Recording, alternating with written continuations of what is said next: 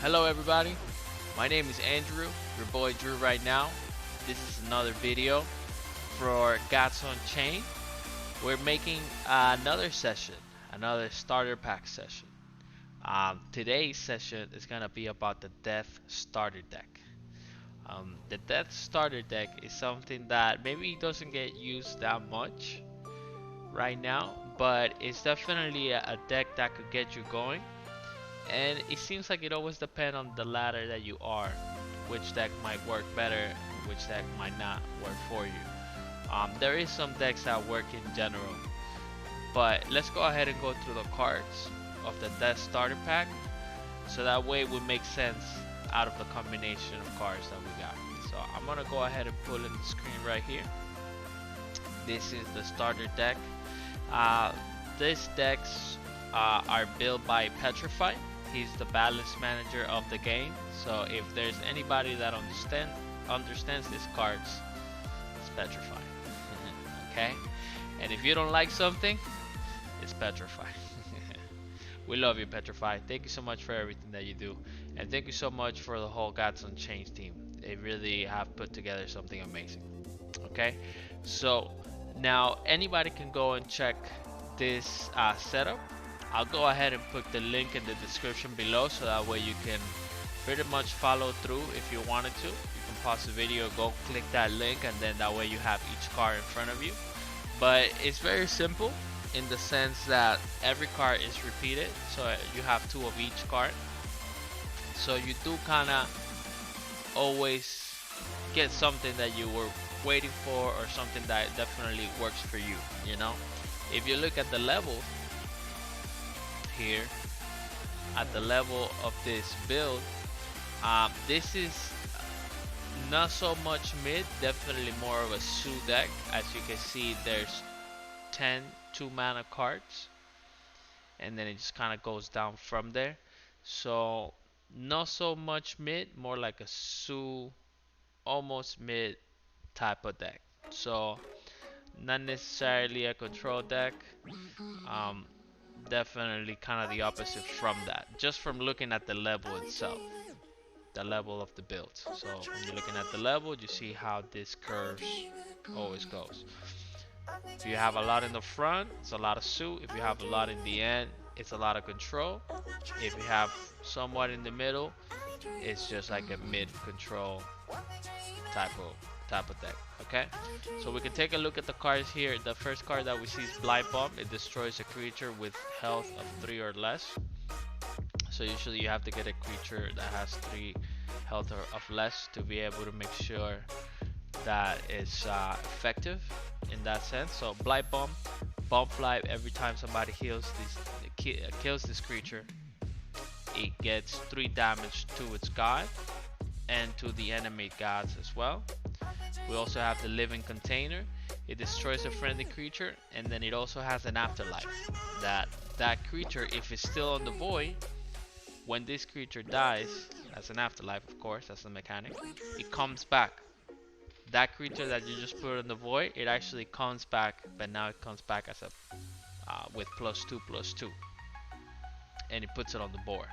So it's not like it comes back to your hand; it puts it on the board for you. Okay. Void Banshee is definitely one of the most famous death cards, and it's pretty much put into every death deck. If there you put it or not, it's completely up to you, of course, but it's definitely put on most of the decks. And then it deals, it's a 4/3 and it's a 2 mana, and that's the best thing about it, honestly. Everything else, it's just it works as a counter for you. I'll definitely be able to see it while we're gaming, so you can see it right there. But it's a 4/3, it's a 2 mana. It's definitely the only card in the game that is a 2 mana that is a 4/3.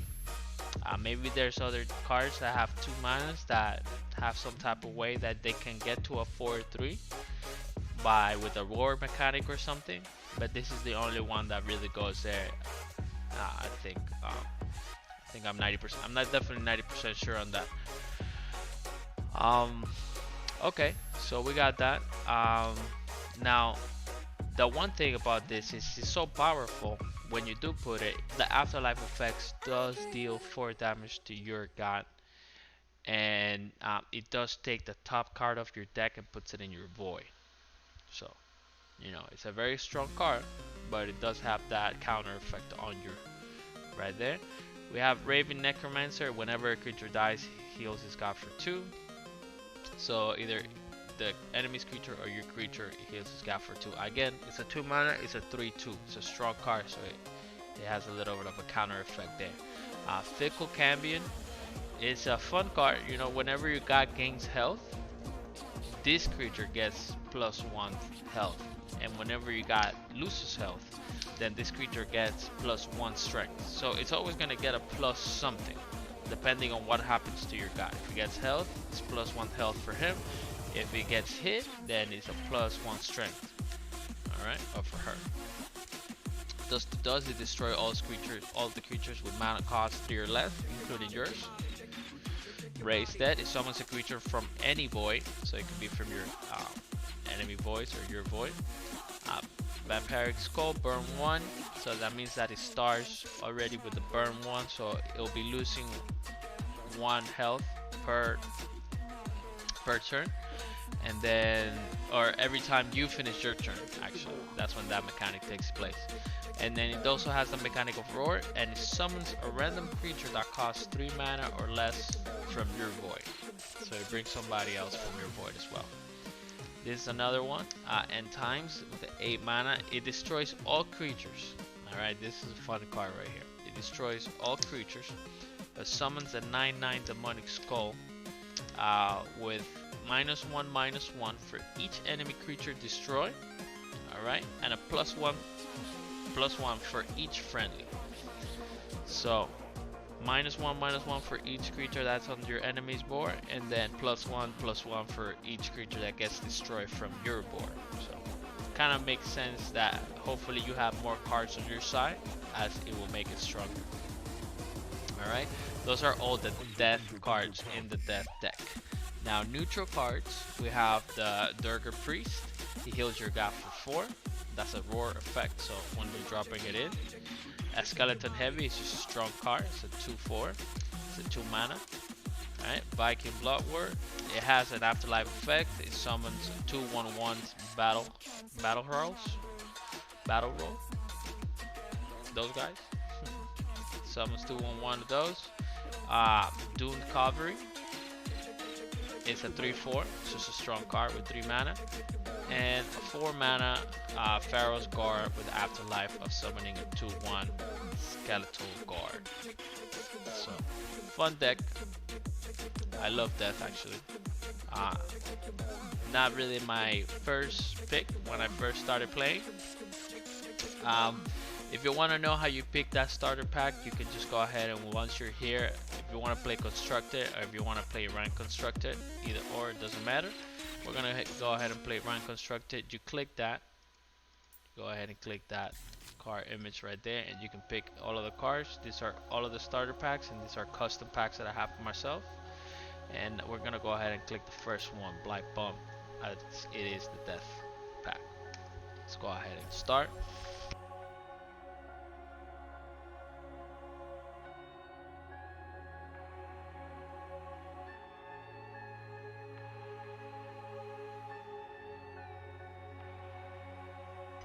Thank you so much for watching, by the way. I appreciate it. I hope that you're definitely getting some knowledge from this, and at the same time, don't forget to like the video if you definitely got some knowledge in there, and subscribe if you just want to keep watching all the videos that I'm coming out with for Gods Unchained. You have different options every time that you start a game. You start picking your god power. You always have 4 options. In this case, I've been going with either Undying Wish or Soulburn. We're gonna go ahead and go with Soulburn, especially because we're dealing with a magic god. That way we can stay protected. Or annoy him, really.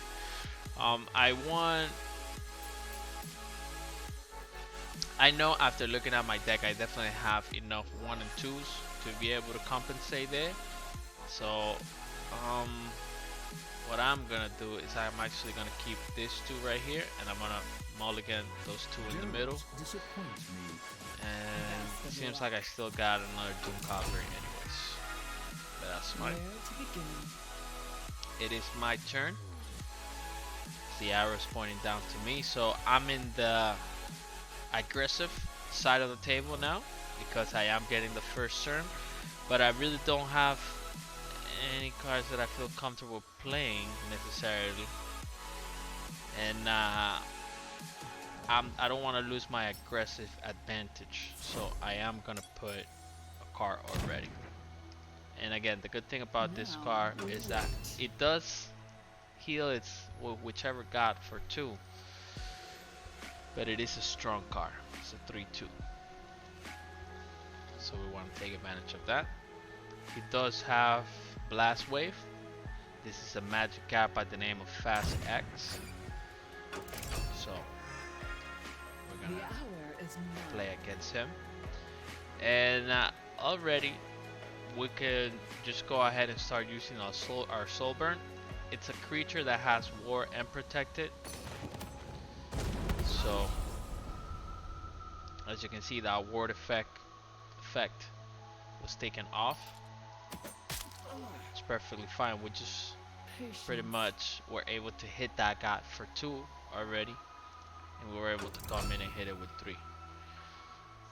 So being that this effect, this mechanic is every time a creature dies, I don't necessarily want to destroy his creature anyways. I will, of course,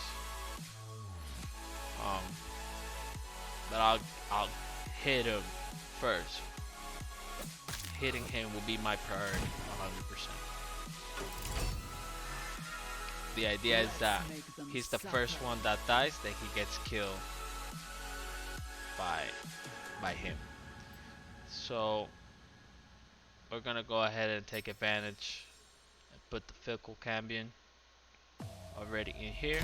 We're gonna go ahead and hit the god again for 3. And I'm not killing any of his creatures, as I would prefer for him to kill one of my creatures and then my god heals for 2. Right?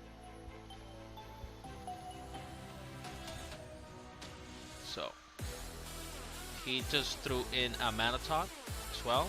So that's a card that unlocks a mana. That is an afterlife effect. So I don't want to kill that creature. I want him to kill that creature, and he unlocks his own stuff. Yeah. So both gods got healed right there. He was thinking a little hard on that one, making sure.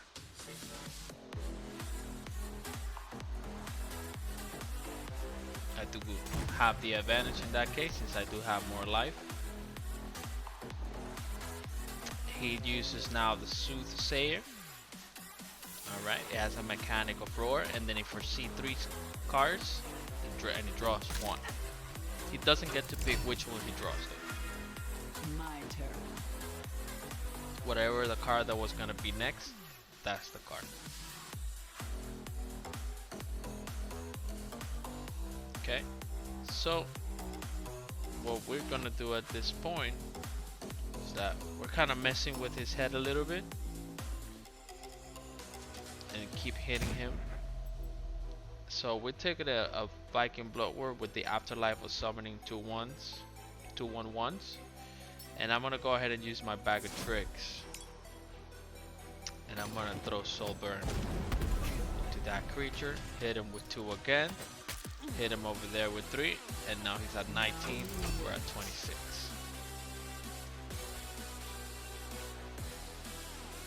So we're starting the game there. We have 2 Vampiric Skulls, and remember, it summons a random creature that costs 3 mana or less. So we know that we can summon this card already by just coming in with this card. So not bad. If another creature does die, then that's obviously another chance of another creature that could go down there. He does have his god power as Blast Wave. It does hit 1 to deal 1 damage to 2 highest healthy to the 2 highest health enemy creatures. And he just went to get it and got that card out of the way. That card was being annoying to him for sure. Now he uses Blast Wave. And now he starts clearing out my board with a little bit more confidence. As you can see. Oh my god, he has a Diamond Jason. Whew. I have a Jason, and then, you know, whatever quality you have it, it's fine. The awesome thing here though is that that card is probably gonna be worth a lot. Jason as a diamond, that card is serious. So this is what we're gonna do here. We're gonna do a little combo, okay? We could throw the Doom Cavalry in there, but I'm not necessarily interested in that. What I am interested on is throwing the Viking Bloodwort. Again, it has that afterlife effect. And I'm gonna throw in the Living Container. And again, destroys a friendly creature. And then its afterlife effect, as I mentioned, it brings that card from the void back to the board when this card dies. Now, one thing here, the reason why we're calling it a combo is that we're gonna kill it, but that afterlife effect is gonna come into effect. And now we have those two right there. And the moment that he kills this, now that Viking Bloodwort is gonna come in with a +2/+2. So if it's a 2/2, it's gonna come in as a 4/4. Okay. I love that Jason, how he looks in Diamond. It's really nice. That's totally worth it to have right there. I mean, according to OpenSea at this point, as much for however much you want to believe it, that card is worth, or the lowest price that that card has been at is at 15 Ethereum. 15 Ethereum. Again, for however much you want to believe that. That's the fun thing about this, you know.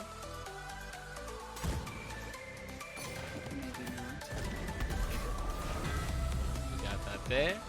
As you can see, we lose some health, but we're able to get some strength there. Alright, go ahead and hit this creature with my girl here, and now my Viking Bloodwort comes in as a 4/4. Strong guy. And we'll call it a day for right now. Could have hit him with my 1/1s, but I want to let him hit me. See what he got, what he's gonna do. Okay, he did got that front line out there. Minotaur Phalanx is a famous front line. It gets used a lot. It is a 4/8. It's a strong card, period. Strong card with front line. Trying to figure out what he's gonna do right now. Use the God Power. Oh, there you go. We got a little spell. That spell takes into effect that. He's now gonna use Blast Wave most likely.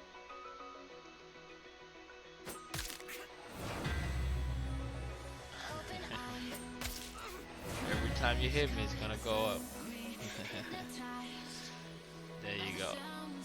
Oh, he's gonna. That was a good combo for him, for sure. Nice combo. Alright, you see, that's definitely the way that you kind of want to play. And I like that deck that he's using, actually. It's definitely custom built, it's not a starter pack.